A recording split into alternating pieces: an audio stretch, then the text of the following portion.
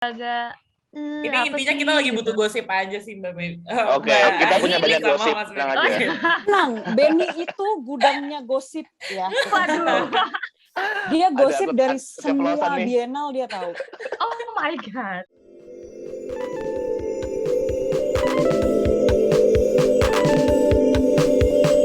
Hai, selamat datang di podcast Ruang 23. Dipandu oleh saya, Runi. Podcast ini berisi wawancara ciamik nan asyik seputar seni dan budaya dengan bahasan yang terkini. Setiap bulannya, kami memilih satu topik dengan beragam narasumber yang diharapkan akan menjadi sumber inspirasi dan juga informasi yang terpercaya. Podcast Ruang 23 adalah podcast keluaran Capital Space, sebuah ruang yang terletak di Bandung dan bergerak untuk menjadi ruang eksperimen, belajar, distribusi, dan produksi gagasan. Kami harap kalian menikmati podcast ini sebagaimana kami menikmati dalam pembuatannya.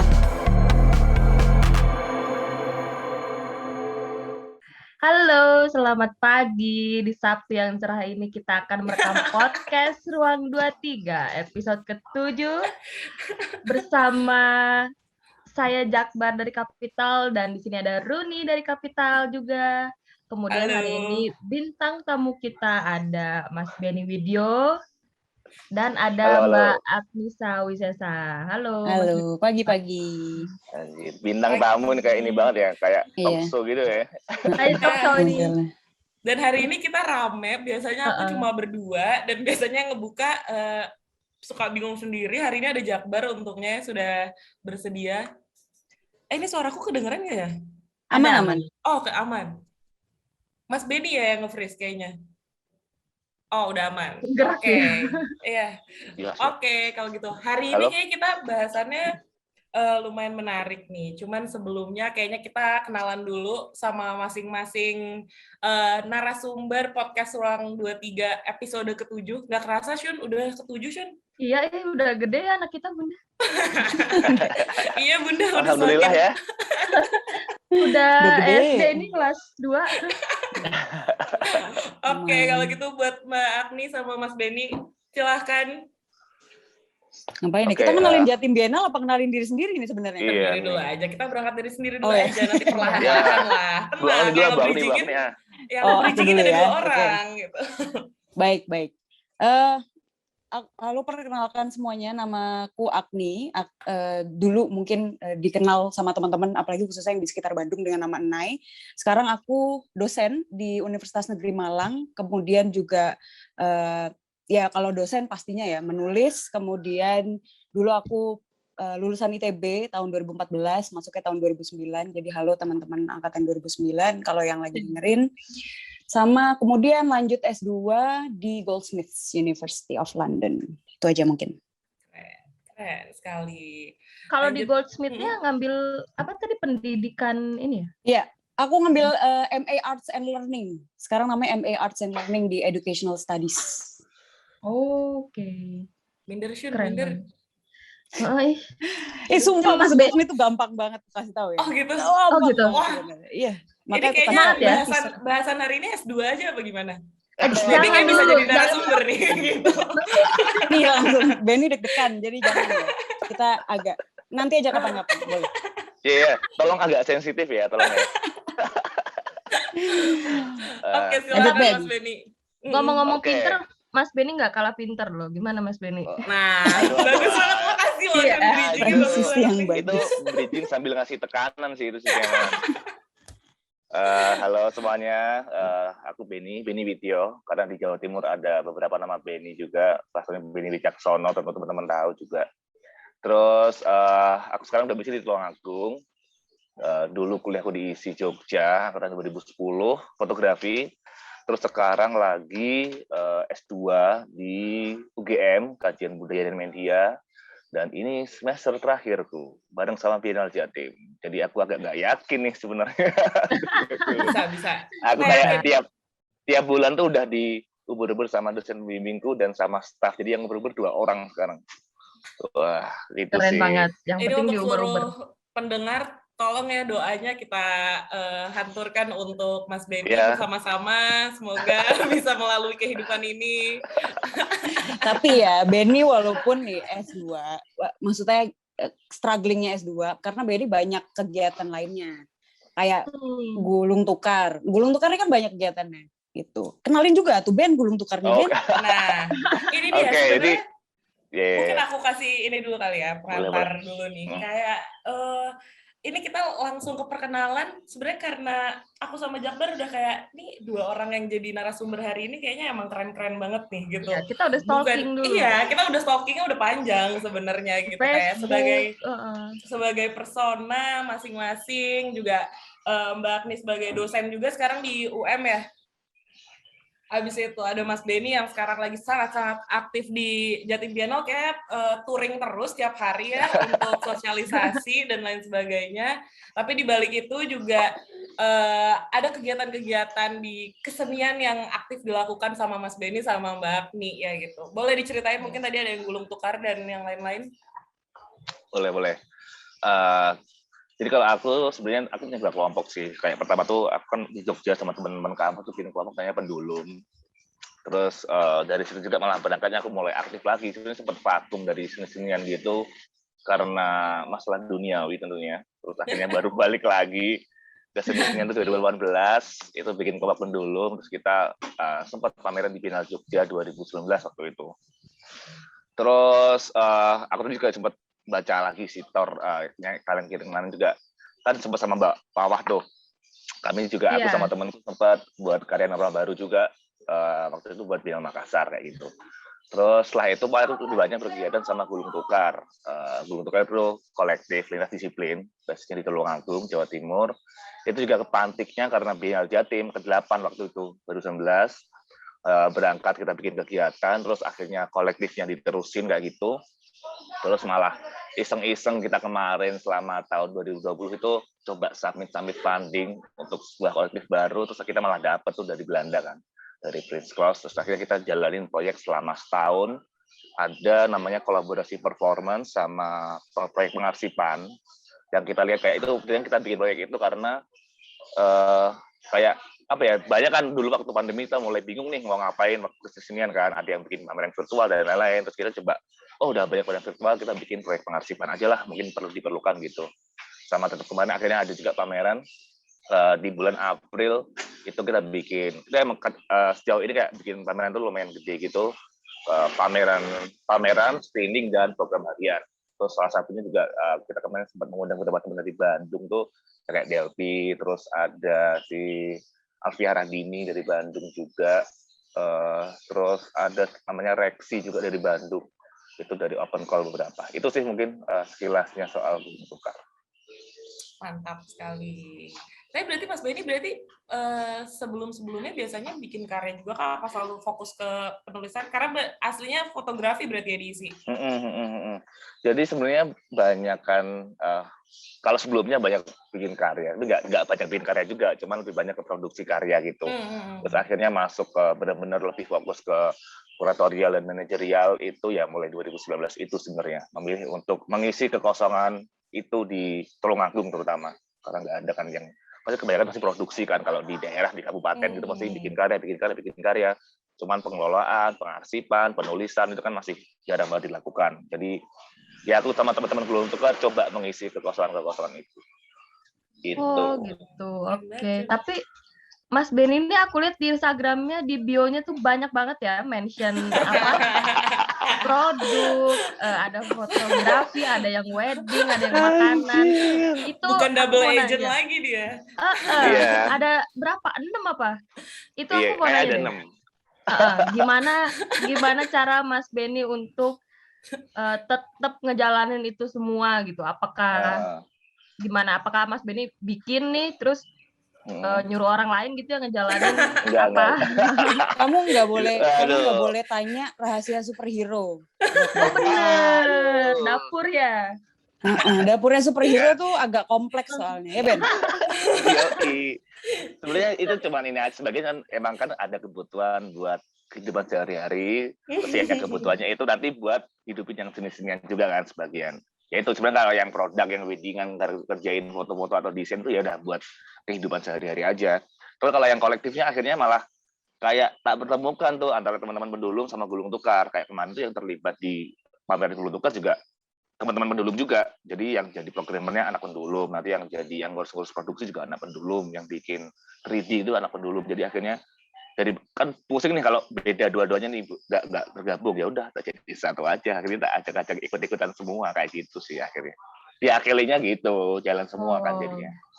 Berarti emang aktif ya, Bun? Iya. Udah terlalu aktif, Bun, Udah kayaknya. terlalu aktif ini. Nah, kita coba lanjut ke Bunda selanjutnya nih kalau gitu. Iya. Bunda Agni.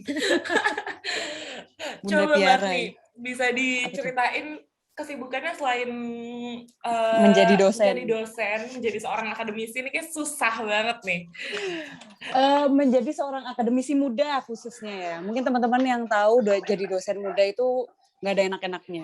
Jadi yang enak cuma satu, ketemu mahasiswa aja. Karena mahasiswa ya pasti masih seger ya.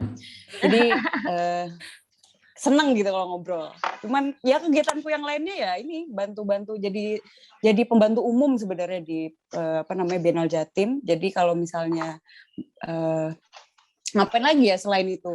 Selain itu nongkrong paling sama orang-orang Malang, sama seniman-seniman Malang. Kegiatanku gitu-gitu doang sih sebenarnya.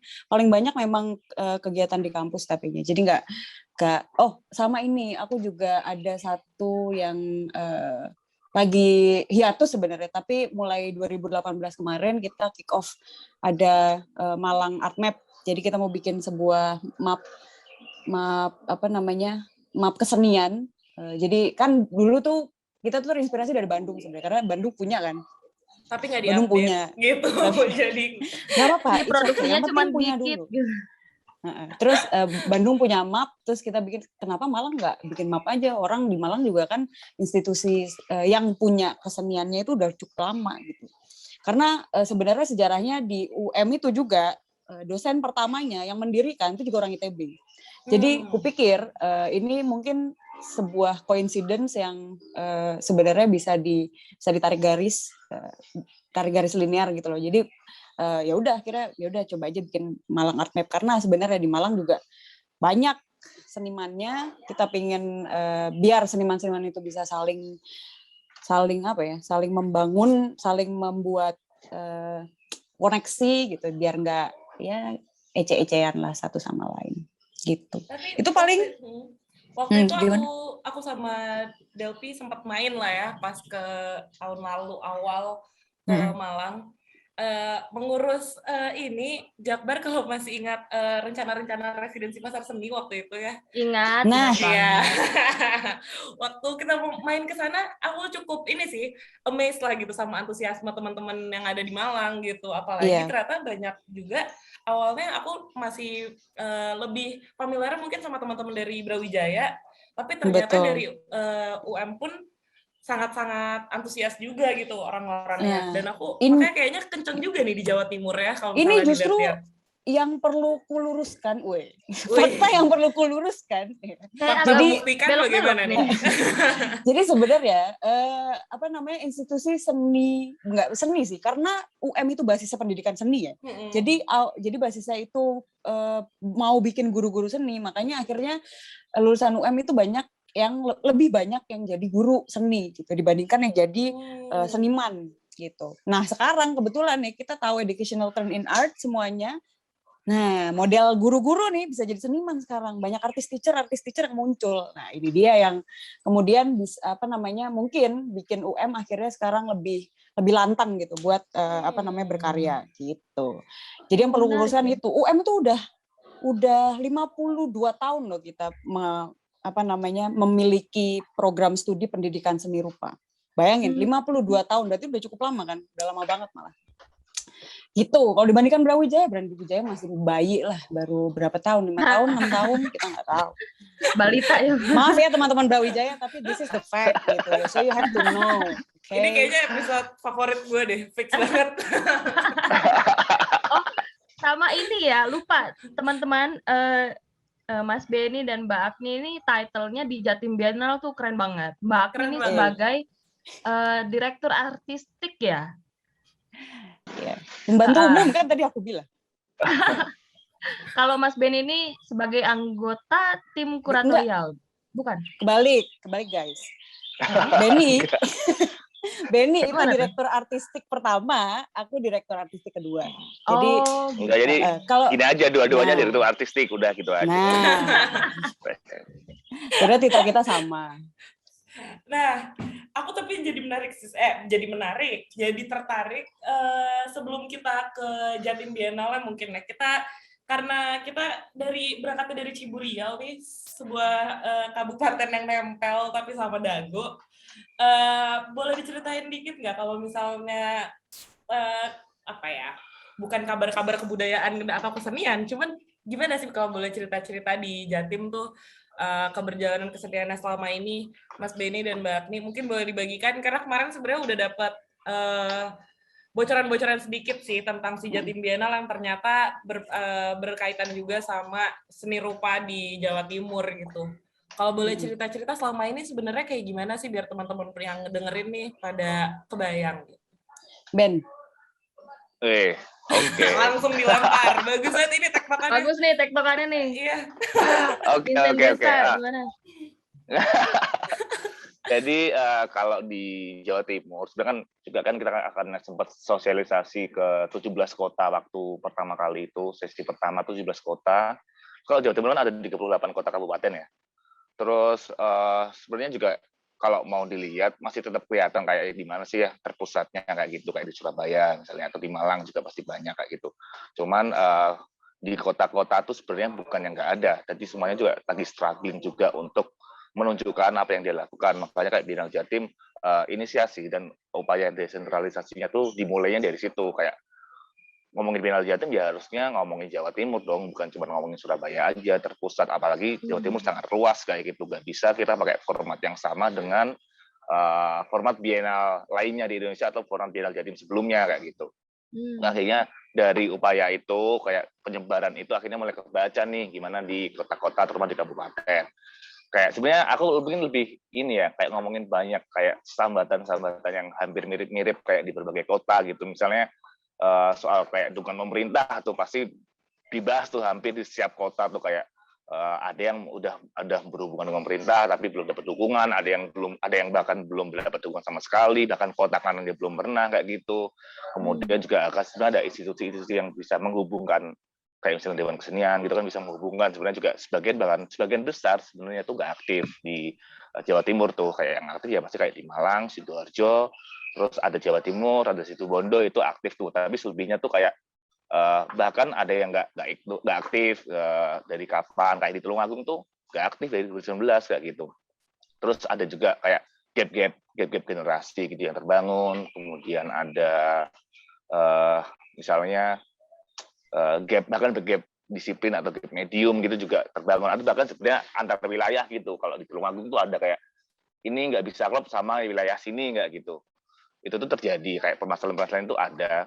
Terus tapi pada semasa pandemi ini malah aku ngelihatnya banyak akhirnya teman-teman terutama yang muda-muda itu yang akhirnya gerak tuh karena kan mereka mungkin yang lagi kuliah seni atau kuliah apapun di luar daerahnya, luar kota domisili aslinya gitu, kemudian pada balik kemudian menginisiasi kegiatan gitu. Nah itu tuh malah bikin sebenarnya kayak kita ngelihat keaktifannya dan kekuatan kolektifnya tuh di 2 tahun terakhir ini mulai kebaca gitu dan mulai berjejaring satu sama lain. Terus apa lagi ya? Mungkin itu dulu sih sedikitnya. Sama jadi emang, itu sih apa tuh? nambahin dikit tradisi ya. Karena gini. Oh iya benar. Orang taunya lihat Jawa Timur tuh kayaknya oh ini tari gandrung, oh ini ada topeng Malangan, oh ada. Jadi gini, seni tradisi di Malang sampai di Jawa Timur tuh kental banget. Nah, itu yang akhirnya kemudian diprioritaskan sama mungkin Dinas Kebudayaan dan Kepariwisataan setempat gitu akhirnya untuk di showcase-kan terus-menerus gitu. Nah, tetap kan tapi tradisi itu perlu ada adaptasi kan kemudian nanti sama publik karena belum tentu publiknya akan terus-menerus relate gitu sama kesenian tradisi tadi kayak gitu. Tapi kita nggak bisa mungkiri juga bahwa kesenian tradisi di Jawa Timur itu kental banget gitu karena memang kayak di Malang ini ada satu nggak satu sih, banyak sebenarnya. Dia bukan studio ya, sanggar yang sudah berdiri selama dari tahun 80-an pokoknya. Sampai sekarang dia masih mengajar kesenian mocopatan sama tari topeng sampai sekarang di Tumpang sana. Kemudian akhirnya murid-murid dia juga kemudian bikin sanggar sendiri gitu. Yang kemarin itu sempat bikin festival tari topeng juga. Nah, kayak gini itu lebih dinikmati sama generasi generasi seniornya di Jawa Timur ini gitu. Nah, akhirnya gap itu kelihatan banget, sedangkan yang muda-mudanya mungkin juga sebenarnya suka juga, tapi karena perbedaan dukungan antara yang perbedaan dukungan dan motivasi berkesenian, akhirnya terjadi gap pemahaman tadi, ideologi untuk menjalani kesenian itu jadi agak beda dikit gitu. Gitu ya, sebenarnya kalau di Jawa Timur ya. Itu benar sih, soal itu kan pasti kayak di kota-kota, terutama yang kota-kota kecil gitu pasti kan emang jaringan kesenian tradisinya itu kan sangat kuat kan emang. Kayak dan sebenarnya juga nggak semuanya juga nih sebenarnya terbaca oleh pemerintah tuh. Bahkan kayak di Tulungagung sempat rame kok. Yang dipilih orang-orang itu aja sih, apa kita bukan kita juga udah daftar nih ke Dewan Kebudayaan, Dinas Kebudayaan dan Pariwisata kayak gitu. Cuman kok nah itu kayak aksesnya tuh juga mulai belum terlalu terbuka juga. Terus akhirnya itu yang akhirnya coba diwadahi oleh banyak teman-teman di berbagai daerah itu tadi untuk mewadahi komunitas-komunitas kesenian berbasis desa, itu di desa mana itu ada yang mewadahinya kayak gitu kan. Itu mulai tuh dilakukan. Bahkan sebenarnya banyak isu-isu yang sebenarnya isu dibincangkan secara global, cuman ada juga pasti di daerah-daerah itu kayak misalnya isu soal kesenian lodrok dengan isu transgendernya kayak gitu kan, itu isu yang persoalan lokal yang itu tentu bahasanya sangat global kan sekarang ini. Terus pasti banyak lainnya juga di Jawa Timur enggak tuh bahasanya juga. Itu sih. Berarti kalau bergeraknya, kalau dari yang aku tangkap tadi ya, sama karena si Jatim Biennale yang sekarang pun bisa bergerak sangat-sangat komunal gitu, secara jumlah kolektif di daerah-daerah yang ada di Jatim berarti sebenarnya bisa terbilang cukup banyak ya? Banyak banget, karena menurutku ya, mulai dari seni tradisi di Jawa Timur pun itu sudah kolektif. Jadi akhirnya kultur kolektif ini jadi kayak sebuah subconscious-nya orang-orang di Jawa Timur buat kalau mau berkegiatan lebih baik kolektif gitu. Kalau aku lihatnya kayak gitu ya, apalagi aku sebenarnya juga kan sebenarnya outsider nih di Jawa Timur. Sebenarnya ya kebetulan sekarang jadi warga Jawa Timur karena bekerja di Jawa Timur. Tapi kalau aku lihat dari model keseniannya kayak ludruk, terus yaitu tadi ya mocopatan dan lain sebagainya di Jawa Timur itu banyak yang memang mulainya awalnya dari kolektif gitu. Jadi ya gitu ya Ben. Iya banyak banget sih, apalagi kalau ngomongin literasi disiplin ya nggak cuma ngomongin seni rupa tuh. Misalnya kayak di Tulungagung nih, ntar sore itu aku mengundang kayak 25 perwakilan komunitas. Itu ada yang sastra, ada yang teater, ada yang tari, ada yang rupa. Ini benar-benar ada 25, itu tuh belum semua. Mungkin kalau kota-kota lain pasti juga punya yang sama. Misalnya ngomongin seni rupa toh, mungkin kalau di Tulungagung ada kayak 8 kelompok kesenian kayak gitu. Terus itu di kota-kota lain juga pasti banyak. Di Kediri itu ada 3 atau 4 juga. Terus di Malang masih lebih banyak lagi kelompok-kelompok. Jadi kalau ngomong misalnya terpetakan tuh kita mungkin bisa punya 100 lebih pastinya kayak di Jawa Timur gitu. Lebih pasti Ben. Tapi aku mau nanya deh, dari tadi yang udah jelaskan tentang katakanlah keadaan atau ekosistem seni rupa di Jawa Timur ini. Nah, munculnya Jatim Biennale pertama kali itu siapa sih kira-kira yang punya inisiasi gitu? Apakah Mas Benny dan Mbak Agni juga termasuk inisiator awal Jatim Biennale? Terus berangkatnya dari kebutuhan apa gitu? Akhirnya ada Jatim Biennale ini. Oke. Eh, Kalau ngomongin Biennale Jatim pertama, sebenarnya aku agak ini sih, karena kan itu 2005 ya pertama kali Biennale Jatim. Itu tuh kayaknya Biennale Sebenarnya Jatim kalau tuh. aku membantu meluruskan si Komeng nih gitu, si Komeng jadinya. Gimana Dul? Mungkin yang dimaksud sama Jakbar sebenarnya Jatim Biennale yang sekarang ini sih, kalau Oke. misalnya untuk penginisiasiannya. Cuman aku juga jadi penasaran sebenarnya pas awal banget, karena berarti kan kalau dilihat dari konteks daerahnya nih Jatim udah ada kolektivitas. Abis itu Iya, awalnya udah gimana sih ya si Jatim kental Biennale yang tradisi pertama? Tapi ya Oke, nggak apa-apa oke. sih. Kalau ngomongin Jatim Biennale pertama ya, mungkin sebentar ya Ben, nggak apa-apa ya, dikit. Jadi kalau kita ngomongin sejarah Jatim Biennale yang pertama, mungkin bisa ini sekalian kita promosiin deh ya, apa namanya, YouTube-nya Bapak Juli Jati Priya Budi. Ya. Silahkan Aku sambil Ada tuh di nge-stalk nih, situ. gitu. Iya, silakan. Di situ ada penjelasan tuh sejarahnya Jatim Biennale pertama kayak gimana, didirikan oleh mau kayak gimana. Ya kita semua tahu bahwa konteks Biennale itu kan awalnya pingin showcasing, men-showcase sebuah daerah sehingga daerah tersebut naik prestisnya, nilai prestisnya. Jadi awalnya juga bukan Jatim Biennale nggak salah, ya Ben. Kalau nggak salah Iya. bukan kalau nggak salah. Surabaya. Sebelum ada Jatim Biennale itu ada kegiatan Iya. forum seni di Jawa Timur. Sehingga akhirnya ya udah bikin aja sekalian Jatim Biennale kayak gitu. Nah, dulu memang selalu disupport oleh Disbudpar. Ya, jadi memang dulu pas Biennale awal itu kegiatan yang di bawah Dinas Pariwisata dan Kebudayaan, Dinas Kebudayaan dan Kepariwisataan Provinsi Jawa Timur. Itu awalnya. Nah, kalau yang sekarang agak beda dikit. Silakan Ben, mungkin bisa dijelaskan. Itu dari nadanya tuh kayak agak ada dendam-dendam di dalam gitu, kayak ada luka-luka. Enggak, kita enggak dendam. Enggak ada dendam dong. Nanti kita mentionin aja ya Disbudparnya ya. Kita malah senang banget kalau di-mention ke mereka. Ya. Oh gitu. Biar dimengerti sampai. Kami justru sangat berterima kasih sama Disbudpar karena akhirnya bisa kita lanjutin. Yes, gitu. Benar, Jadi benar, di awal mereka inisiasi kita lanjutin, ya alhamdulillah gitu. Karena dari awalnya dari mereka kan, dari mereka pengen, bikin Jatim biar lebih prestis misalnya kayak gitu. Ya, cuman ya itu. Itulah. Sebenarnya tadi kalau mau yang kayak runutannya ada, silakan dicek YouTube-nya Pak Juli Jati Budi. Kemudian ada zin pertamanya juga, ada sekilas tentang Biennale 1 sampai ke 8. Aku mungkin nyeritain dikit yang mungkin belum ceritakan atau belum pernah diceritakan secara publik. Itu sebenarnya kayak kan dulu emang berangkatnya kan mungkin dari mau bikinnya kan untuk Surabaya tentunya. Kemudian tentu ada mengakali karena juga banyak hal lah tentunya kemudian dibikin jadi Biennale Jawa Timur yang bisa mewadahi lebih luas pastinya.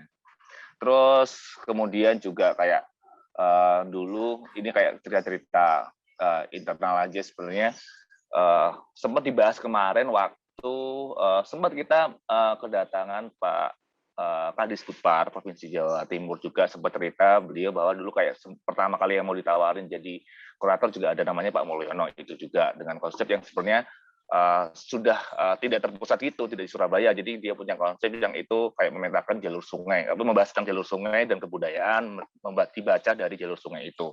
Yang tentunya akan tersebar juga, nggak cuma di Surabaya, tentunya pasti bisa di jalur sungai Berantas ya gitu. Itu ide-ide yang sebenarnya akhirnya dibahas juga kemarin karena kita perlu kayak membahas lagi tentang sejarah dan gimana wilayah ini ke depannya.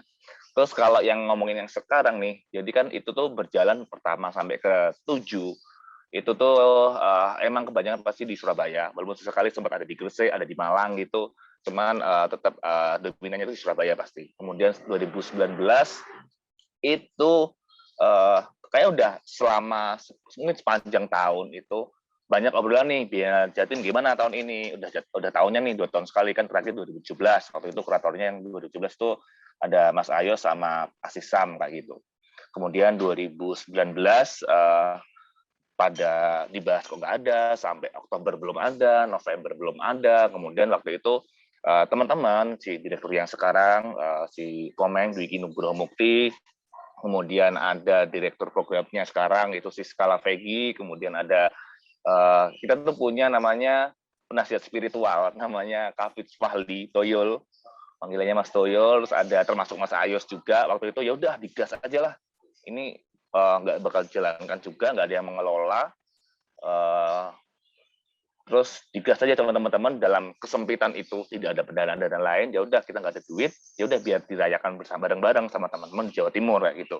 Akhirnya itu malah jadi menelurkan siasat baru untuk desentralisasi tadi. Jadi disebar aja ke seluruh Jawa Timur, silakan teman-teman yang mau bersama-sama ikut merayakan Biennale Jatim, silahkan nih di 20 Desember 2019 sampai 20 Januari 2020 itu semua kegiatan yang terlaksana di tanggal itu, di rentang waktu itu, silahkan itu menjadi bagian dari Biennale Jatim 9. Masih sama, semuanya adalah kegiatan utama, tidak ada pameran terpusat, semua kegiatan itu adalah kegiatan utamanya Biennale Jatim. Jadi waktu itu dari inisiasi itu banyak yang merespons, terus totalnya itu sekitar 65 kegiatan dari 16 kota waktu itu.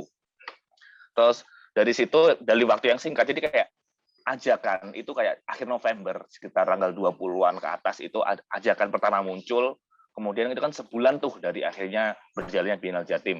Jadi kayak teman-teman dalam waktu yang sesingkat itu membuat program dengan berbagai macam skala tentunya, kemudian itu dilakukan benar-benar di Jawa Timur dan menghasilkan segitu banyak kegiatan. Kemudian dari situ itu banyak evaluasi, banyak kritik juga, kayak pertanyaan-pertanyaan. Misalnya, kok kayak gini sih Biennale, kok kayak gini formatnya, itu pasti juga jadi kritik-kritik juga kan. Kemudian kita mengevaluasi itu, dan itu dilanjutkan di Biennale Jatim sekarang yang 9 ini. Jadi kayak kita ada program-program edukasi sebenarnya sebelumnya, per eventnya, kita ada kelas-kelas atau rembukan, yang namanya Panca Rembuk, itu kemarin bisa dicek juga di Biennale Jatim. Itu ada program kayak kelas atau pertemuan gitu, yang membahas tentang kuratorial, manajerial, publikasi, kemudian FGD Biennale Jatim, dan ada juga program residensi gitu. Itu sih, dan itu dilanjutkan juga dengan cara untuk atau proses pemilihan atau mengajak untuk mengaktifasi kegiatan di kota-kota itu sepanjang tahun 2021 ini, yang nanti akan main event-nya itu di akhir tahun, tanggal 19 November sampai 19 Desember. Nanti soal tema Padang Rembukan mungkin Agni bisa menambahkan. Jadi aku cuma mau ngasih dikit, tema itu sih Padang Rembukan, dan itu akan terlaksana ketika Padang Rembulan. Anjir, canggih. Ayo Agni, lanjutkan. Budaya gitu. Semangat budaya. Gimana nih Mbak Agni, mungkin mau nambahin? Ya nanti aja sih, kan kayaknya itu ada pertanyaan lain ya tadi kalau aku jadi mungkin segitu dulu aja, singkat tentang dari awal ya, kronologisnya Jatim Biennale tuh kayak gimana ya, silakan ke YouTube ya Pak Juli, nanti habis itu kalau pelaksanaannya kayak gimana sekarang, nah ini kan yang mau kita bahas nih. Silakan gitu. Pada host. Nah. Tapi sebenarnya mohon maaf nih, ini motong, cuman aku tadi ngebuka YouTube-nya Pak Juli itu gemas sekali ya di YouTube-nya. Iya, gemoy ya, seperti itu. Tapi ya informasi di situ banyak baru nih. Jadi informasi mengenai Jatim Biennale di situ banyak gitu. Dan modelnya kalau saya lihat kayaknya nggak cuma di Jatim doang sih, mungkin di banyak tempat ya. Seni itu masih kadang-kadang terkapitalisasi di institusi-institusi besar, ya enggak? Iya. Jadi masih terkapitalisasi seperti itu. Kalau aku lihat, walaupun ya nggak bisa dipungkiri juga bahwa aku pun jebolan institusi-institusi besar tersebut gitu. Kemarin juga sempat ada Sontoloyo tuh. Kemarin Sontoloyo sempat bahas itu soal gimana seni itu sekarang modelnya kayak dikapitalisasi oleh beberapa pihak, atau cuma pihak-pihak yang memang punya kapital gitu. Apalagi yang ngomongin capital space ini juga berani sekali ya, luar biasa. Terus nyambungnya bagus banget nih. Aduh. Kayaknya ganti host aja, kita gantian, kita diwawancara sudah hari ini. Iya, konteksnya. Lanjut. Enggak. Terus habis itu jadi kalau kulihat modelnya, kenapa aku juga akhirnya mau ikut, kemarin tuh yang ngajakin aku Benny sebenarnya. Benny, ayo nih ikutan gitu. Terus oke, boleh.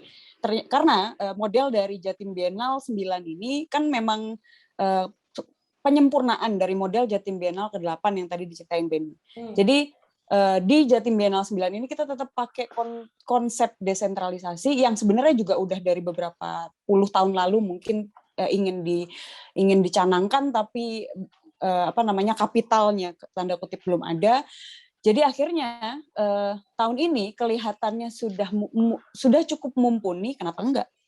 Gara-gara pandemi ini sebenarnya kita kick off-nya, bisa nih kita model desentralisasi. Kenapa enggak orang sekarang pun ruang-ruang kesenian itu juga didistorsi gitu. Kita nggak tahu sekarang ruang kesenian itu model yang sah tanda kutip itu seperti apa gitu.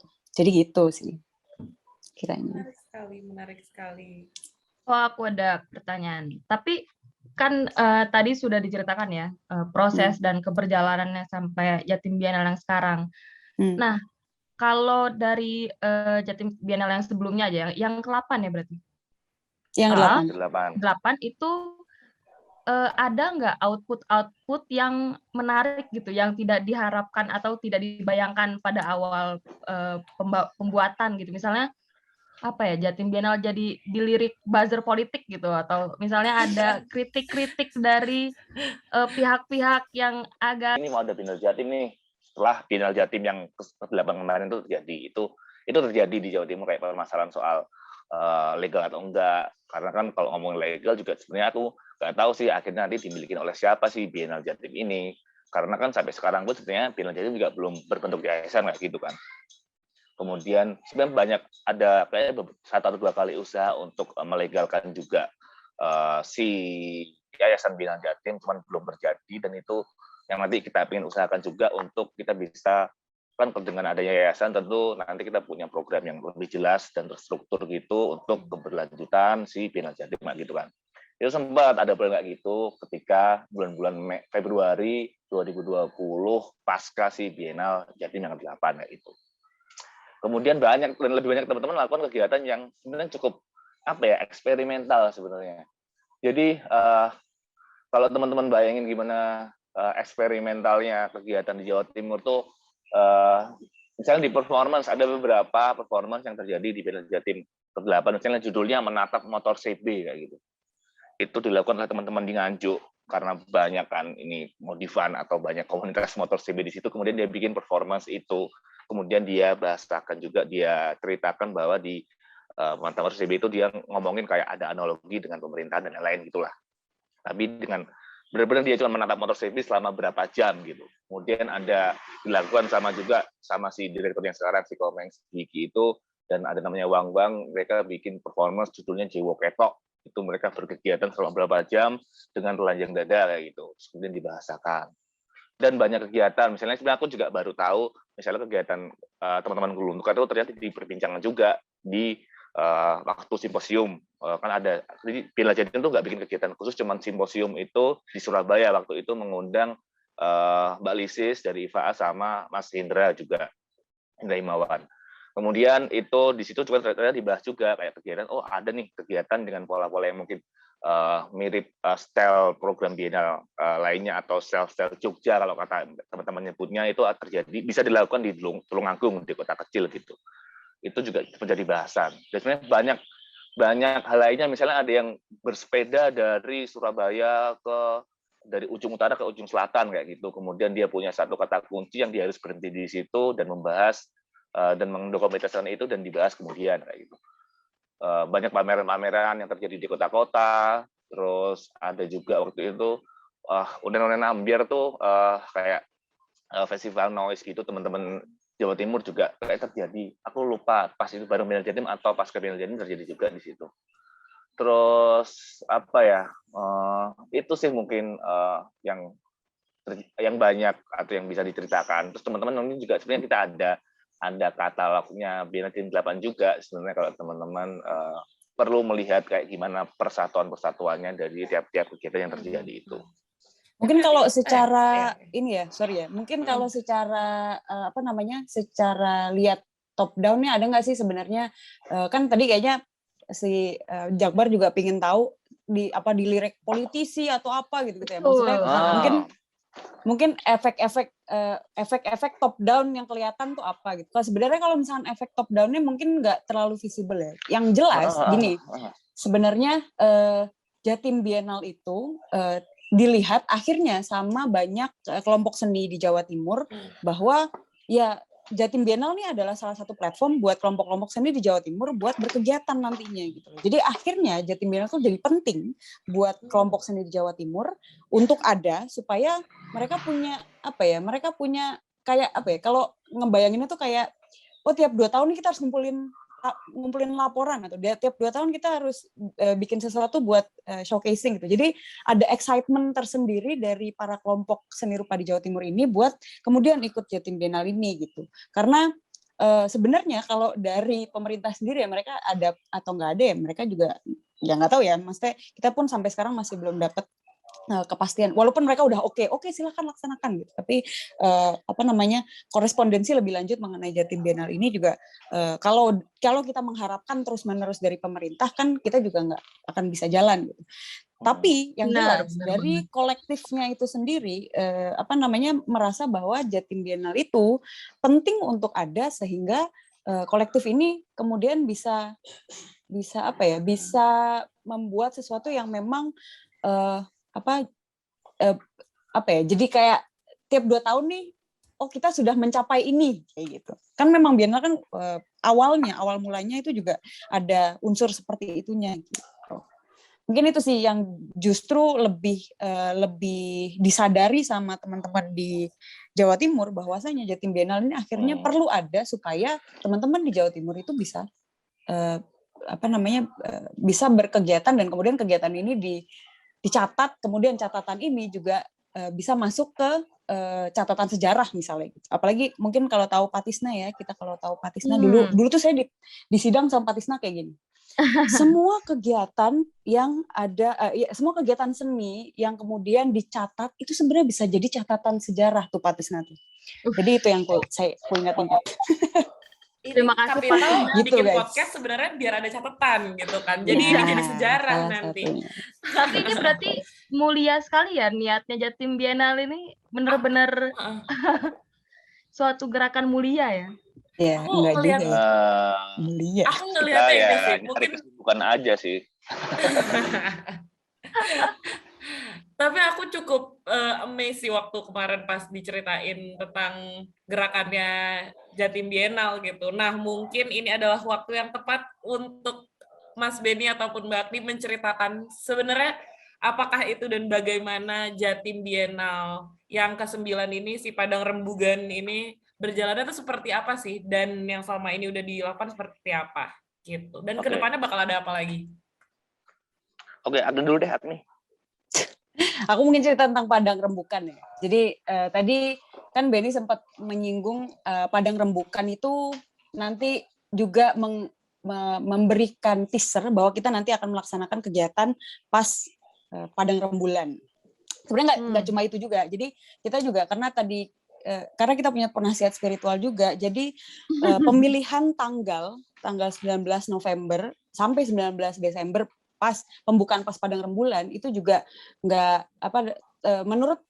bukan menurut sih, tapi kita juga melakukan pertimbangan spiritualitas tadi. Karena kesenian di Jawa Timur juga tidak lepas dari itu biasanya. Itu. Kemudian kenapa ada rembugannya? Nah, karena spirit kolektivisme tadi. Jadi kalau kita lihat di Jawa Timur itu kolektifnya itu udah lama-lama banget gitu. Jadi banyak sanggar, banyak kalau sekarang nyebutnya kolektif, kalau dulu ngomongnya kelompok seni atau seniman yang kemudian berkarya seni rakyat itu tadi. Mungkin nanti juga Benny bisa sedikit ceritakan tentang Pak Mulyono tadi gitu. Itu sudah terjadi di Jawa Timur udah lama gitu. Nah, akhirnya kita gunakan kedua elemen atau banyak elemen yang merepresentasikan Jawa Timur tadi buat membranding atau menamai kegiatan Jatim Biennale ini sebagai ya Padang Rembukan tadi. Pun kalau misalkan itu ada pesan juga, kalau misalnya kita rembukan, insya Allah ada padang itu terang, ada penerangan yang kemudian akan kita dapatkan nantinya gitu. Nah, mungkin kalau jenis kegiatan yang akan dilaksanakan nanti bisa Benny bisa jelaskan lebih lanjut. Boleh. Oke, juga namanya dikit sebenarnya kan kita padang rembukan terus menimbang solidaritas, merayakan kolektivitas, itu kan yang ditawarkan Biennale Jatim 9 ini. Terus kita juga tentunya kita baca kayak gimana solidaritas dan kolektif itu ya tadi semakin kuat kelihatan juga semakin tampak itu ketika bahkan ketika masa-masa yang tidak tentu seperti pandemi ini. Jadi kayak gitu kita membaca itu dan memilihnya untuk menjadi tema dari si Biennale Jatim. Kemudian pada prosesnya itu kita kemarin sebenarnya sudah menjalankan kayak pre-event, ada namanya Panca Rembuk. Jadi ada rembuk-rembuk yang itu membahas yang tujuannya adalah untuk gimana memprovokasi teman-teman supaya kayak mau untuk terlibat lebih aktif mengembangkan ekosistem terutama di daerahnya masing-masing kayak gitu, karena Jawa Timur ini tentu dibangun oleh kota-kota kecil dan oleh kelompok-kelompok kecil lainnya, dan banyak kelompok itu membangun kotanya masing-masing dan itu membangun Jawa Timur secara lebih luas kayak gitu kan. Nah itu kita tentu kita berpikir bahwa nggak bisa nih dipaksakan untuk langsung berkembang kalau kita nggak ada perputaran pengetahuan, nggak ada redistribusi modal kayak gitu. Jadi kita upayakan untuk melakukan pertukaran-pertukaran itu, rembukan-rembukan itu, diskusi-diskusi itu terjadi di Panca Rembuk. Nah di Panca Rembuk itu ada 5 tadi, itu kan panca kan 5 rembuk. Rembuk pertama itu rembuk lebih itu tentang kuratorial, karena itu banyak sebenarnya belum banyak teman-teman di Jawa Timur yang akhirnya menggunakan atau melakukan kerja-kerja kuratorial dan terlibat langsung dengan pameran kayak gitu. Kayak kemarin sempat bahkan di Trenggalek, di Kediri itu kayak cerita misalnya malah yang teman-teman senior tuh sebenarnya kita pengen Mas kayak ada yang kuratori pameran. Tapi gimana ya kalau terus sebenarnya ada juga yang agak serem ketika mereka melihatnya, tapi kita takut nih nanti kalau dikuratorin gimana ya kayak gitu. Ada yang merasa lebih ke intervensi, kita takut nih disuruh-suruh ini, suruh itu kayak gitu. Makanya sebenarnya kan bisa juga lebih ke kerja kuratorial macam-macam nih, ada yang juga yang lebih ke diskusi, negosiasi kayak gitu kan seharusnya juga. Nah itu yang akhirnya juga kita kemarin lakukan, ada kelas kuratorial tadi, kemudian ada workshop sekalian yang itu nanti juga beberapa sudah ada ide gagasan yang bisa dikerjakan untuk Biennale Jatim 9. Kemudian ada rembuk Kliwon tentang manajerial, tentunya itu perlu dibangun juga di Jawa Timur, banyak kelompok-kelompok atau bahkan secara individu yang bisa mengelola baik itu lembaga atau kolektif. Kemudian ada rembuk PON, publikasi, karena kita memahami di dunia yang serba termudahkan dengan internet sekarang ini, tentu kita publikasi harus semakin masif dilakukan. Bahwa kita di kota-kota kecil ini tetap bisa terbaca secara lebih global, lebih luas ya gitu. Kemudian ada FGD Biennale Jatim, itu rembuk Wage, jadi membahas tentang sejarah Biennale Jatim, dan kita kayak merancang nih ke depannya mau kayak gimana. Kita mau bikin statement yang jelas tentang perkembangan atau kedepannya gimana sih Biennale Jatim ini, atau kita perlu memikirkan format yang tepat, atau format seperti ini tepat, atau mungkin malah balik ke terpusat, atau kita nggak perlu format yang saklek, kita bisa berkembang setiap tahunnya, atau kita perlu tema dan lain. Itu dibahas waktu kemarin. Sama ada residensi, itu juga sebenarnya jadi bantuan. Jadi residensi itu tidak langsung di Biennale Jatim, tapi ada 7 tempat yang mewadahi teman-teman residensi itu, dan 7 tempat itu di 7 kota, dan itu ada berbeda. Jadi teman-teman yang daftar residensi itu sebagian besar dari Jawa Timur, berpindah kota gitu, atau ada yang daring juga, ada opsi daring, tapi ada juga yang dari luar Jawa Timur, ada yang dari Jakarta, terus ada yang dari Solo gitu, memilih online, ada yang dari kota-kota lainnya juga tentu di Jawa kayak gitu. Terus, nah itu udah terjadi kemarin. Kemudian juga selain kita ingin ada pertukaran pengetahuan di situ, juga sebenarnya proses itu lebih ke gimana juga ini kita bisa mulai menjaring nih kegiatan atau program apa yang nanti akan bisa diajukan atau dikerjakan di Biennale Jatim yang ke-9 ini. Main eventnya tadi tanggal 19 November sampai 19 Desember. Kemudian sekarang ini kita lagi proses open call program. Jadi mungkin ini juga salah satu bedanya kita dengan Biennale lainnya atau Biennale Jatim yang 7 dan sebelumnya, itu kita tidak semata-mata mewadahi karya, tapi atau mengakomodir karya, tapi bentuknya program. Yang itu karya-karya itu bisa masuk di program-program pameran yang mungkin diajukan oleh teman-teman. Jadi lebih ke program, dan itu tentu ada tujuan untuk tentu mengaktifasi kegiatan kita membaca bersama-sama di Jawa Timur itu sekuat apa atau bisa sebanyak apa sih pelakunya, kayak dipetakan sekalian. Kita melanjutkan pemetaan di sebelumnya dulu, kemudian kita sekaligus tadi udah ada melalui kelas-kelas sebelumnya, kemudian itu dilanjutkan tahun ini, dan banyak yang akhirnya lebih luas sebenarnya, nggak cuma pameran yang diajukan, karena banyak program-program yang saya terima dan ini lebih disiplin, karena kadang-kadang masih ada yang nanya juga, kan Biennale tuh seni rupa kayak gitu, masih banyak yang kayak gitu kan.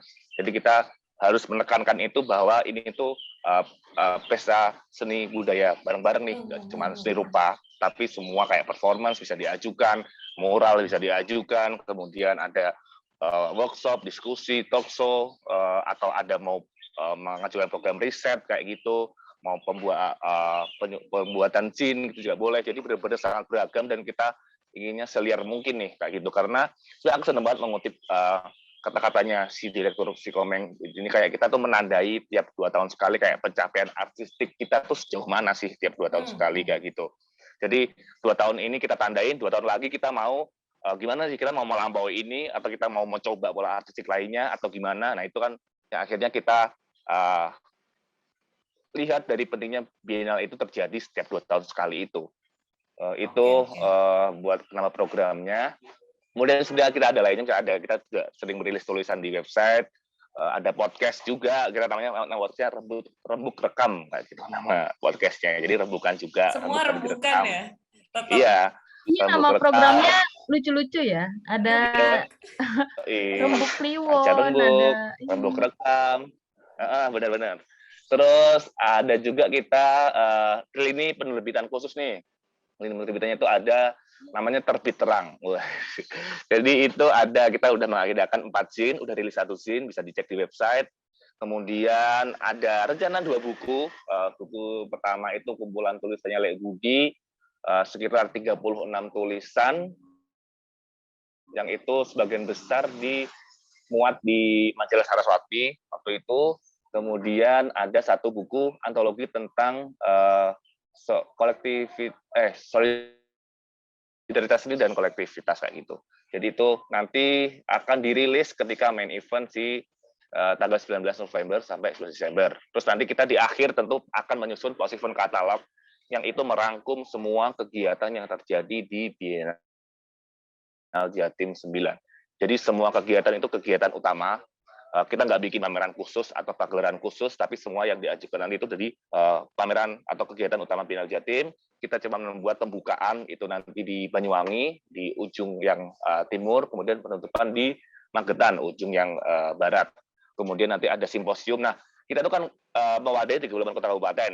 Kita buat namanya Dewan Syuro Kurator. Jadi Dewan Syuro Kurator ini membantu 9, kayak mewakili atau mengakomodir 9 wilayah. Jadi kayak 1 kurator itu 1 wilayah. Misalnya di Malang nih, ada namanya Dewan Syuro Kuratornya si Vigo Dimas, dia mewakili wilayah Malang. Malang ada Malang Kota, Malang Kabupaten, kemudian Pasuruan Kota, Pasuruan Kabupaten, sama Kota Batu. Jadi kita bagi-bagi itu bukan untuk mengkotak-kotakan lagi, tapi lebih ke gimana bisa terbantulah untuk gimana koordinasi lebih cepat, lebih efektif gitu. Itu kita bikin Dewan Syuro Kurator itu nggak cuma per orang, jadi ada yang Dewan Syuronya, ada yang duo, terus ada yang kolektif, itu terjadi itu di spot-spot di wilayah-wilayah itu. Nah, nanti ada simposium di tiap-tiap wilayahnya. Jadi kita cuman si Biennale Jatim ini ketika main event, kayak fungsi utamanya adalah sebagai media publikasi yang mempublikasikan semua kegiatan itu. Juga nanti kita bikin opening, closing, dan 9 simposium. Yang itu nanti bergantian di tiap-tiap wilayah kayak gitu. Itu sih, ini template sosialisasi nih. Iya, ngomong gini. Selanjutnya aku pengen melontarkan beberapa pertanyaan sih, tapi siap-siap aja ya gitu. Oke. Nggak apa-apa, it's fine. Memang tugas kami adalah untuk yang mungkin kamu juga nggak bakal dapat jawaban secara lengkap, mungkin malah akan jadi pertanyaan baru. Bisa jadi. Benar. Bisa jadi. Wah, ini ada tepuk tangan nih dari Babang Mimin. Iya. Eko nggak mau ada suara nih kok. Kamu mau jadi pendiam hari ini? Ngantuk. Oke, boleh masuk Eko. Masih ngantuk kayaknya dia ya. Tadi aku teleponin soalnya buat podcast. Jangan lupa Eko. Bun, Busya. Halo Mas Beni. Halo Eko. Seru banget. Karena, ngomong ya berarti ya?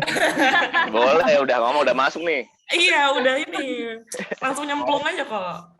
Aku tuh tertarik dengan Jatim Biennale karena dia kayak konektivitas antar kolektif di Jatim ya. Sebenarnya aku yang tahun kemarin gitu ya, aku pernah nonton suatu karya gitu di satu tempat. Ada temanku juga Jadi kayak jadi menarik banget karena aku yang basicnya di Bandung ngelihat lokus tempatku sendiri yang bagaimana itu jadi berjarak ya, kolektif seniman antar seniman itu interkoneksinya tuh jarang. Saat dipecahkan oleh si Jatim melihat itu menjadi sangat organik semuanya, itu jadi sangat menarik bagiku untuk kayak wah ini kayaknya bisa diuji coba gitu ya mungkin ya, cara membuat konektivitas di antara kolektif ataupun berjejaring. Karena kalau si Kapital sendiri tuh kayaknya kita percaya dengan jejaring dan pertemanan sebagai sumber daya keilmuan kita gitu, karena kayak kita perlu banyak tahu dari orang yang lebih dulu ataupun yang sedang mengerjakan sesuatu gitu. Itu sih keren. Makasih Eko. Ada pertanyaan juga sih, ada pertanyaan. Boleh dong. Gimana Kok jadi pengen nanya ya. Ini Mas Ben, Gimana? apa sih kesulitannya? Karena itu kan jadinya sangat banyak banget ya sih kesulitan ngordinir banyak tempat dengan main eventnya banyak banget gitu. Apa sih kesulitan dari membuat koneksi antar si kolektif ini atau jejaring seniman ini gitu, untuk bisa satu suara mengatasnamakan Jatim gitu. Dan itu menurut aku statement sendiri secara ya baik secara politis atau secara estetik si Biennale Jatim ini gitu. Kesulitannya apa ya mengelola Biennale ini? Kesulitannya apa ya? Kayak di sosialisasi biasanya nggak ditanyain ini gitu. Enggak, ada sih sebenarnya. Memang gini. Banyak. Karena gini modelnya. Mungkin pembahasannya ya. Jadi kalau misalnya kita ngomong untuk koordinasi, untuk menyatukan suara dan lain sebagainya, kita nggak aiming ke situ. Kita nggak tujuan kita itu bukan menyatukan suara, bukan. Tapi tujuan kita tuh lebih ke arah ini suara banyak, coy. Cuman gimana akhirnya gimana caranya pas satu suara ini berbicara, suara yang lain bisa mendengarkan dulu gitu. Maksudnya jadi mungkin yang susah mengkoordinir tanda kutip itu gitu. Justru ide utama kita pingin bikin Jatim Biennale, makanya ada simposium nanti dari timur ke barat, itu juga karena mau memberikan ruang buat teman-teman berbagi, kemudian nggak cuma berbagi, tapi mendengarkan juga. Soalnya kan kulturnya sepertinya juga kita terbiasa ya, untuk habis presentasi ya udah bodo amat, nggak peduli gitu. Yang penting udah presentasi, bukan seperti itu. Jadi enaknya habis presentasi, ada diskusi ngobrol gitu. Pas diskusi pun, kemudian hasil diskusi itu bisa jadi masukan buat yang mendengarkan, kayak gitu loh. Jadi mungkin realisasi itu yang jadi tantangan, pastinya realisasi itu yang jadi tantangan. Tapi mungkin aku mau menegaskan sedikit bahwa yang mau kita tuju itu bukan mengkoordinasi agar jadi satu suara tadi, tapi gimana caranya banyak suara ini bisa terdengar semua dalam waktu yang tidak bersamaan tapi berurutan, mungkin itu. Gitu ya Ben ya? Setuju dengan Bu Agni, benar. Menarik. Jadi emang itu sih, maksudnya kita bukan untuk menentukan satu, misalnya harus punya karakteristik khusus Jawa Timur atau satu suara Jawa Timur harus kayak gini, enggak. Karena kita kenapa didesentralisasi supaya semua suara itu terdengar tadi. Jadi kayak semua potensi di tiap-tiap kota atau bahkan tiap desa atau tiap kecamatan itu bisa terbaca nih di Jawa Timur tentunya. Ternyata di Jember ada namanya Sudut Kalisat, itu membahas tentang dia ada festival arsip di situ. Kemudian misalnya di teman-teman Perewangan di Tuban, mereka itu juga kerjanya seperti apa, gimana ya. Terus kemudian ada di Banyuwangi banyak banget, ada seniman-seniman, ada studio kelampisan, ada kawitan itu, dan banyak kerja-kerja juga individu yang dilakukan perorangan juga itu harus terbaca juga. Emang kalau misalnya kita ngomongin harus ada satu suara kayak nggak mungkin juga, karena bahkan Jawa Timur kan banyak banget nih kayak kayak kebudayaannya, karakteristiknya. Bahkan kalau bisa kita bagi-bagi jadi satu wilayah-wilayah sub imajiner gitu, mungkin ada kayak Surabayaan misalnya Madura, kemudian ada Mataraman, ada Tapal Kuda, kemudian ada banyaklah sebenarnya kayak bagian-bagian seperti itu. Dan itu bukan harus disatukan atau disamakan, tapi silakan untuk itu semuanya saling terbaca dan saling membaca satu sama lain, kayak gitu sih yang ingin dilakukan. Nah, mungkin kalau kendala juga sebenarnya kayak banyak yang berharap kita bisa memberikan solusi gitu loh, bisa memberikan banyak dukungan juga. Jadi ini mungkin aku nggak tahu sih apakah terjadi ketika Dewan Perwakilan tuh kayak gini. Jadi mungkin kita bisa coba untuk nyalon legislatif habis ini ya, karena kita kayak menerima banyak suara-suara. Bisa kayaknya bisa. Bisa nih Mas Ben, ntar lagi kayak masuk gitu. Banyak sambatan kayak misalnya ya curhat, misalnya nanti tolong Mas diteruskan ke dinas, padahal kita juga lagi negosiasi kayak gitu. Kemudian nanti kayak perizinan, protokol perizinan gimana Mas ya, protokol kesehatannya gimana dan lain-lain. Kemudian kayak kemana yang lebih liar juga si Dwi Nugroho Mukti itu dia kan ke situ Bondo, kemudian dia ke ada salah satu desa namanya Karangkenek. Di situ dia disambut dengan sangat formal, itu desa budaya gitu. Waduh, kemudian mantap. Dia datang, dia pakai batik, terus kayak sambutan pejabat gitu, dikalungin sarung. Wah, terus gokil. ada penerima tamu, ada jadi kayak terus diceritakan di daerah sini ada ini, benar-benar kayak terima pejabat. Kemudian ya pola-pola komunikasinya kayak pola-pola yang mengharapkan ini tolong dibantu ya Mas untuk pembangunannya. Gini. Jadi, wah ini beban juga dia. Terselubung ya. Banyak di kota-kota gitu. Gitu. Tapi bukan berarti apa ya? Bukan berarti kayak yang, waduh ini banget nih gitu, berat banget. Ya memang berat sih kejadian. Tapi maksudnya apa namanya? Itu yang mungkin jadi gambaran bahwa dari ujung timur sampai ujung barat itu di Jawa Timur ya khususnya itu memiliki model yang berbeda tentang bienal ini, tentang pelaksanaan bienal ini. Nah, kita juga pingin mewadahi itu gitu. Siapa tahu nanti tiap daerahnya kemudian bikin bienal sendiri, kenapa enggak? Bienal atau trienal sendiri. Iya. Ini sebenarnya makasih banyak loh Mbak Agni udah jadi bridging untuk pertanyaanku sebenarnya. Nah, ini ya. Kayaknya kan kita bukan cuma ngomongin di Jatim aja nih, mungkin persepsi tentang bienal tuh berbeda. Kita ngomongin seluruh Indo pun mungkin persepsi tentang bienal masih sangat berbeda-beda gitu antar daerahnya ataupun antar per personal, per kepala gitu, bahkan orang-orang yang berpraktik kesenian kali ya gitu. Baik kurator, seniman atau pelaku seni lainnya memandang bienal tuh beda gitu. Mungkin aku tuh pengen banget nanya ke Mbak Agni sebenarnya. Sebagai yang sudah merantau agak lumayan jauh nih dan mungkin udah agak mendekat-dekat sama bienal-bienal lainnya yang sudah sangat tua dari abad 20 gitu, udah dekat itu sana lah pokoknya gitu. Aku penasaran aja sih, maksudnya karena kan ini adalah satu hal yang dibahas juga gitu ya, kayak di waktu aku masih belajar lah gitu di kampus, kalau bentuk bienal nih kalau misalnya secara meluas di internasional dan juga di apa yang jadi dipahami oleh kita di Indo itu lumayan berbeda gitu.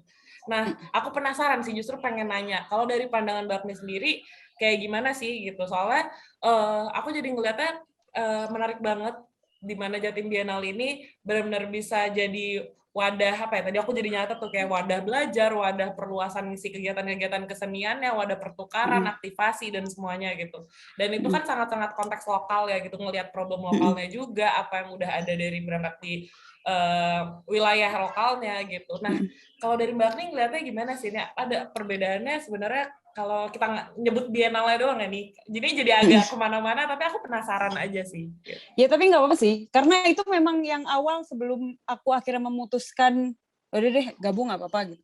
Karena pasti ada tekanan ya dari peers pastinya. Terus bienal kayak gini nggak jelas dulu pertama kali. Bienal kok modelnya kayak festival pasti. Karena kritik itu sering banget ada di kami ya, Jatim Bienal yang modelnya desentralisasi ini. Gitu. Setelah Jatim Bienal 8 kemarin, dikit-dikit kritik, apaan Jatim Bienal kok modelnya kayak festival, gini. Cuman kita bisa lihat lagi juga, maksudnya secara gini, kalau kajianku ya, akhirnya Jatim Bienal ini menurutku sah-sah saja untuk disebut sebagai perhelatan bienal. Itu bienal itu kan memang awal mulanya yaitu tadi untuk meningkatkan ada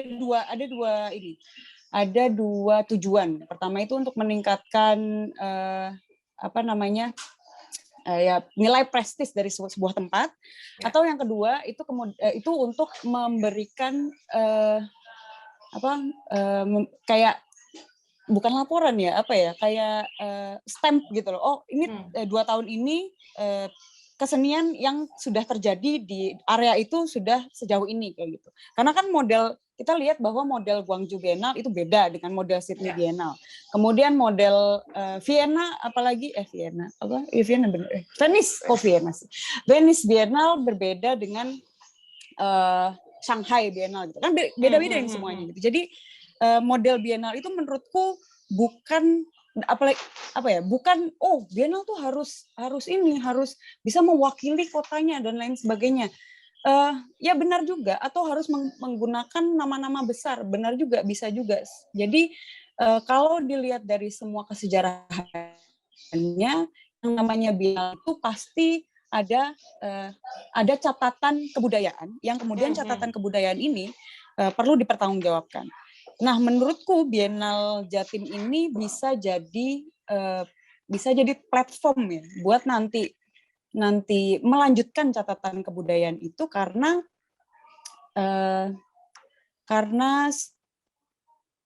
model desentralisasi ini cocok untuk merekam berbagai macam jenis kegiatan di Jawa Timur itu sendiri. Soalnya beda, yang lain Biennale-nya itu kota, Makassar pun pakai kota, Kuningan pakai kota. Waktu itu ya saya mohon maaf nih, Bandung ternyata nggak jalan ya, Biennale-nya juga pakai kota. Terus gitu. Agak batuk sedikit. Iya, batuk dikit, nggak apa-apa, udah biasa. Terus habis itu jadi kalau misalnya memang Jatim Biennale ini mau dilanjutkan, ya berarti kan yang mau diwadahi itu Jawa Timur. Jawa Timur gede, luas wilayahnya, dan kemudian tapi bisa sah nggak sih dibilang Biennale gitu?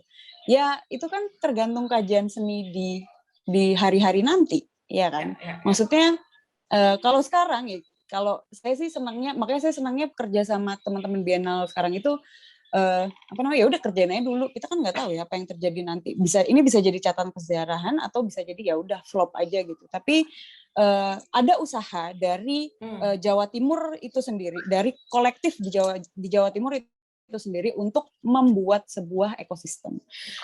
Nah, itu yang harusnya bisa kita catat. Proses itu yang bisa kita catat. Jadi menurutku, dan akhirnya aku terjun ke Jatim Biennale ini juga karena menghargai proses itu gitu. Pingin proses itu tuh tetap terekam dan juga tetap bisa diakui sebagai perhelatan 2 tahun sekali, perhelatan seni 2 tahun sekali, dan juga ya kalau tetap klaim Biennale ini tetap bisa dilanjutkan gitu. Kita kan sebenarnya melanjutkan tapi dengan format yang sedikit berbeda gitu aja. Gitu Mbak Runi, kalau jawaban dari aku ya. Terima kasih. Eko udah mengacungkan jempol tuh. Mantap. Karena aku ada gimana? Sama kamu Syasya. Nah, ini siapa dulu nih Syasya nih? Kita bisa berantem nih kalau Eko dulu aja. Aku pertanyaan agak ini nanti. Eko dulu silakan. Agak apa? Agak Bandung. Agak nyebelin enggak, Deng? Agak nyebelin. Aku tertarik sama gimana si Biennale ini kan ada di tempat-tempat juga, maksudnya di kota-kota lain kayak Tulungagung, terus Blitar dan lain-lain gitu. Di tempat-tempat ya meluas gitu dia. Terus juga dia pasti juga berhadapan dengan publik, bukan publik seni gitu ya. Tadi kayak misalnya ada pengalaman Mas Dwiki tiba-tiba dikasih seremonial yang sebegitunya seperti pejabat DPR ataupun artis ibu kota yang datang ke suatu tempat gitu. Itu kan menarik banget ya, kayak kejadian-kejadian itu tuh dalam keseharian si masyarakatnya. Nah, aku tuh pengen tahu gitu, sebenarnya apa sih makna pertemanan bagi si teman-teman Jatim Biennale sendiri setelah pasca mungkin setelah si kegiatannya selesai. Karena aku kayak tertarik dengan itunya sih, tentang proyek-proyek yang dia ada di lokus tempat tertentu dan melakukan kegiatan di sana. Terus apa sih pertemanan bagi si seniman ataupun si masyarakat ataupun dengan si senimannya itu sendiri ya? Karena ini apa yang menarik di Jatim Biennale tuh dia pertemanannya tidak atas satu suara. Misalnya kalau Bandung Biennale misalnya. Bayangkanlah Bandung Biennale ada teman-teman, mohon ya tolong. Bayangkan Bandung Biennale ada misalnya atas nama kota gitu, dia menyatukan suara atas nama kota. Lokusnya pun mungkin ya tidak terlalu besar misalnya. Ini satu lokus yang besar dan pertemanannya pun pasti sangat besar sekali di sana ada. ada si senimannya ini dan masyarakat itu sendiri. Apa sih apa ya makna pertemanan bagi si teman-teman Jatim Bienal ini dengan si warga pasca ini selesai gitu? Oke. Apa ya? Sebenarnya mungkin lebih kayak hubungan antara pelaku dan masyarakat juga ya sebenarnya. Ya, mantap. Dan antara pelaku juga di tiap-tiap kota juga kan sebenarnya kaitannya. Sebenarnya mungkin kita ngelihatnya akhirnya ada satu ekosistem yang ingin dibangun, tentu sebuah ekosistem yang itu lebih aktif, terbaca di tiap-tiap kota tadi.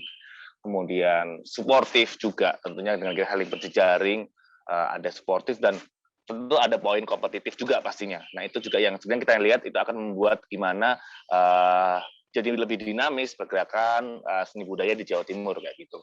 Kemudian kita kemarin juga itu dibahas penting juga sebenarnya gimana kegiatan-kegiatan itu memperhatikan juga audiensnya kayak gitu. Sebenarnya audiens dan partisipannya. Jadi kayak gimana kita ada di kelas rembuk pon publikasi itu juga penting dan itu mulai sering dibahas bahwa gimana kadang-kadang kita kan ngeluh nih kita udah bikin pameran menurut si yang bikin udah bagus banget, udah niat banget, tapi kok yang datang dikit, warga nggak mau datang kayak gitu, atau gimana? Kemudian kan itu kan kita coba tanya balik lagi ke diri kita, maksudnya kita udah memetakan audiens kita belum kayak gitu. Maksudnya apa yang ditargetkan siapa kayak gitu. Kemudian dan banyak yang teman-teman melakukan kegiatan seni budaya dengan ragam juga keterlibatan dari partisipan dan audiensnya kayak gitu. Misalnya emang kita melihat banyak, misalnya ke Jawa Timur tuh dia emang berbasis di satu kampung di Gresik dan dia banyak bekerja dengan warga situ kayak kemarin waktu 17-an mereka ngurus 17-an itu terjadi kayak gitu. Kemudian mereka misalnya ngajak anak-anak kecil di situ buat gambar bersama atau belajar fotografi kayak gitu. Dan itu banyak dilakukan oleh teman-teman di Jawa Timur. Karena kan sangat macam-macam nih, ada yang memang kelompok seni rupa yang kontemporer banget gitu, ada juga kemudian ada yang misalnya berbasis street art atau literasi atau perpustakaan jalanan. Jaringan perpustakaan jalanan itu menurutku malah mungkin jauh lebih kuat dan lebih dahulu, paling nggak lebih dahulu untuk berjejaring antar perpustakaan jalanan di kota-kota daripada kolektif yang mulai berjejaring mungkin kayak beberapa tahun terakhir. Jadi menurutku kayak jaringan teman-teman street itu lebih kuat, udah jauh lebih kuat daripada kita yang sedang membangun sekarang nih. Makanya itu kayak pola-pola seperti itu yang akhirnya dibaca bareng. Kayak kita berusaha untuk berjaring, tapi ini teman-teman perpusjal yang tidak punya, mungkin mereka mengaku juga tidak memiliki kayak pola manajerial khusus, tapi mereka berjaring dengan lebih kuat kayak gitu. Akhirnya kan kita membaca kayak gimana pertemanan, gimana hubungan antar kelompok itu dari situ juga. Apakah kita perlu pola yang saklek untuk berjaring atau kita lebih dinamis, lebih cair untuk gimana proses atau pertemanan itu terjadi di lingkungan Jawa Timur khususnya. Mungkin itu sih, aku melihatnya seperti itu akhirnya, karena masih ada juga sebenarnya yang mungkin belum melihat pentingnya berjejaring atau berteman satu sama lain dengan kolektif tiap-tiap kota, tapi juga akhirnya ada yang sangat berusaha keras untuk membangun jaringan di tiap kota-kotanya untuk saling membaca itu tadi. Mungkin Bu Agni, silahkan. Ya, aku nambahin dikit ya. Jadi karena gini, kemarin kan sempat ada pembicaraan juga sama Adi Darmawan. Kita tahu ya bahwa nanti ini yang lagi hits banget, nanti Dokumenta akan dikuratori oleh kolektif. Kurang mantep apa coba kolektif? Ya, kalau misalnya, karena kemarin ada pertanyaan seperti ini. Ini Jatim Bienal pakai kolektif apa karena nama kolektif lagi naik daun? Oh, enggak juga. Wah. Iya kan? Iya enggak? Karena ada pertanyaan seperti itu. Karena ada pertanyaan seperti itu. Jadi nggak masalah. Memang pertanyaan seperti itu pasti akan muncul. Tapi kalau misalkan kita lihat modelnya ya, model kolektivisme di Jawa Timur itu sudah ada dari dulu. Nah, tapi tadi yang Mas Eko tanyain itu pertemanan tuh akhirnya jadi value-nya seperti apa sih di Jawa Timur itu sendiri gitu. Nah, sebenarnya berangkat dari pemahaman kalau seandainya nih kolektif ini bisa saling silang satu sama lain dan kemudian bisa melihat bahwa value yang ditukarkan satu sama lain itu nggak hanya berupa material, apa yang diharapkan pertemanan ini kemudian bisa menyempurnakan ekosistem tadi. Gitu. Jadi nilai pertemanan itu sebenarnya dimaknai sebagai awal mula dari kegiatan dari lahirnya ekosistem yang lebih solid, misalnya seperti itu. Jadi keinginannya tuh seperti itu sebenarnya. Theoretically bisa, tapi kan practically kan masih belum tahu. Nah makanya sekarang kita coba prakteknya itu dari membangun model desentralisasi sehingga semua bisa dengar satu sama lain, gitu aja. Awalnya gitu sih, kayak gitu. Jadi kalau misalnya ini harapan ya, ini sebuah mimpi yang nggak tahu kapan akan terwujudnya dan mungkin terwujud mungkin juga tidak. Kalau misalnya karena di Indonesia ini kalau aku lihat ya jarang banget artis support artis ya nggak. Jadi jarang artis itu beli karyanya artis lainnya. Nah diharapkan sebenarnya di kegiatan-kegiatan yang saling silang seperti ini pinginnya artis mulai ada artis support artis paling enggak saling beli karyanya satu sama lain, ada barter dan lain sebagainya. Karena Jawa Timur tuh cukup sering ada barter karya. Di Malang tuh ada kemarin. Salah satu teman kita ada yang di Baraka tahun 2019 2020 lalu ada. Terus di di Timur Liar, kegiatannya Timur Liar itu juga ada sempat pasar ya membangun pasar itu sendiri gitu. Jadi akhirnya harapan utamanya itu nanti seni itu nggak cuma buat kalangan tertentu gitu loh. Jadi kalau misalnya tadi akhirnya mau membangun hubungan juga sama publik ya paling nggak publik tuh juga bisa merasakan nikmat dari kesenian itu sendiri yang seni kan nggak cuma abstrak, aku nggak ngerti ini abstrak dan lain sebagainya. Seni itu kan bisa mulai dari ya awalnya seni itu kan rasa ya. Jadi mungkin itu juga yang yang jadi harapan lebih jauhnya gitu. Kayak gitu. Mungkin kayak gitu sih. Muluk-muluk banget ya jawabannya ya. Tapi enggak mendaki nggak apa-apa. Kan mengimajinasikan dulu, kan jalani dulu, mengimajinasikan dulu aja. Betul. Ya. Mantap, Mbak. Ya. Oke gitu deh. Mungkin. Ini sebenarnya gimana? Ini mau pertanyaan terakhir apa gimana? Iya nih, kayaknya kita durasi nggak kerasa, Iya. udah 1,5 jam. Aku ada pertanyaan Ternyata, terakhir sih. boleh dong. Tapi mungkin ini kan dari tadi aku tuh kebayang banget ya betapa rumit dan menyita waktunya membuat Jatim Biennale ini berjalan gitu. Apalagi dengan kesibukan Mas Benny dan Mbak Agni ini udah nggak usah ada Jatim Biennale aja udah sibuk gitu. Apa sih sebenarnya untungnya untuk Mas Benny pribadi dan Mbak Agni pribadi dalam mengurus Jatim Biennale gitu? Karena ini tuh terlalu too good to be true gitu loh. Ada yang ngurusin ini dengan sukarela. Gimana Mas dan Mbak? Anjir, apa ya? Aku nggak tahu sih. Sebenarnya aku nggak punya ketika akhirnya masuk. Sebenarnya aku dari 2019 sudah masuk ke grup, ada grup Biennale Jatim gitu. Cuman aku lebih banyak pasif di waktu itu dan keterlibatanku lebih ke komunikasi untuk wilayah Tulungagung dan akhirnya nulis buat persiapan katalog. Pun ketika dari kegiatan ini Biennale Jatim 9 itu mulai berjalan, benar-benar mulai berjalan. Ayo digas lagi tuh di awal tahun, di bulan Januari itu tiba-tiba yuk kita hubungin di Sutpar, kemudian kita presentasi itu kayak nggak ada 1 minggu gitu. Jadi dalam 1 minggu kita bikin proposal, bikin budget, bikin apa-apa dengan harapan kita bisa berdukungan tentu dari pemerintah waktu itu. Kita berangkat ke Surabaya, terus ketemuan, terus emang kita belum bisa kayak kalau masalah pendanaan belum bisa masuk karena tentu udah kelewat masa pengajuan anggaran dan lain-lain. Tapi kita follow up sekarang. Nah, tapi ketika mulai berangkat itu sebenarnya aku nggak tahu sih. Karena aku pribadi kan aku emang senang berkegiatan ya. Aku senang untuk kerja pengelolaan, kerja manajerial gitu. Kemudian diajak untuk garap Biennale Jatim, ya aku senang-senang aja.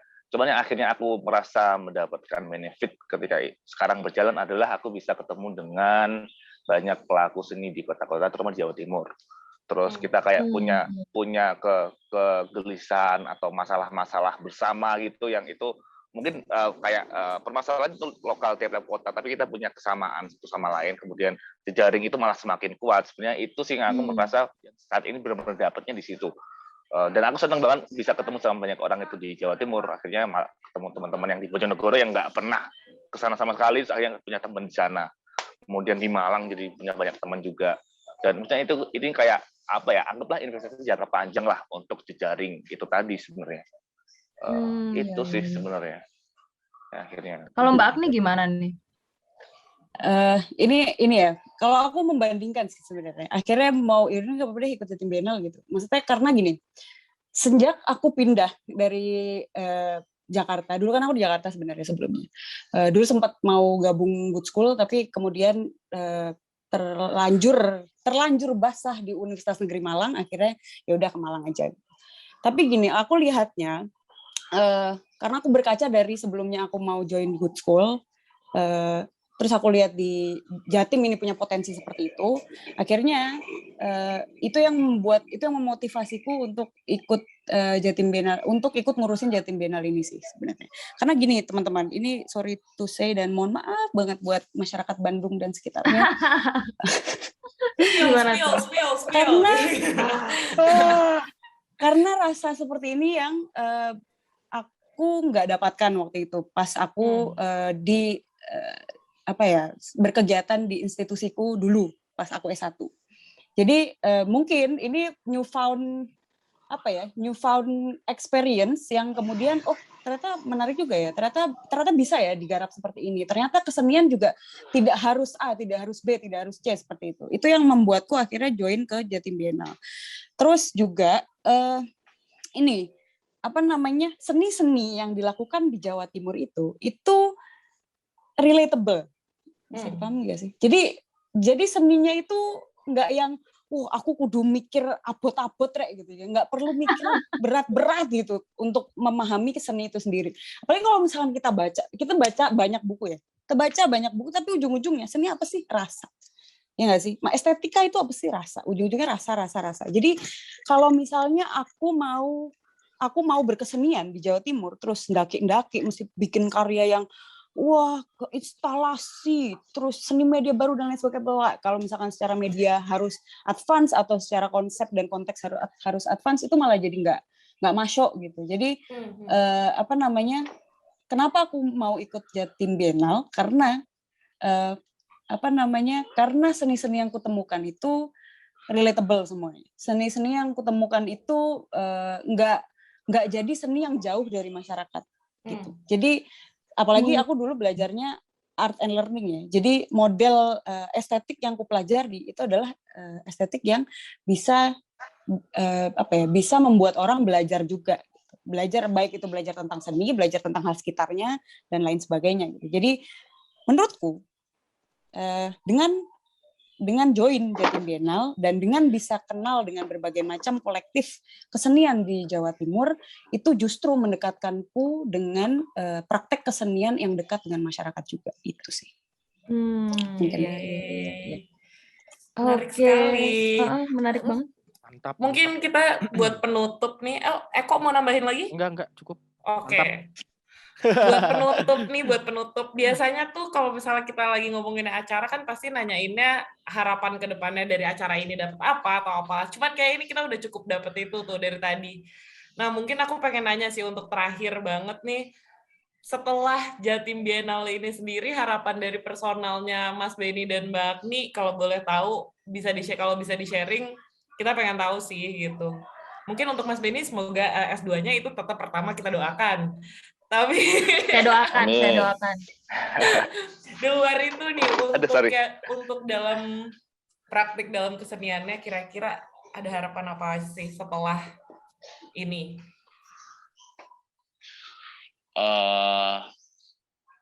Aku kalau buat yang aku pribadi kayaknya tentu berkaitan dengan kolektif ya kayak dulu. Karena aku pengennya lebih ya tadi jejaring terbangun tadi benar-benar bisa berjalan dengan lebih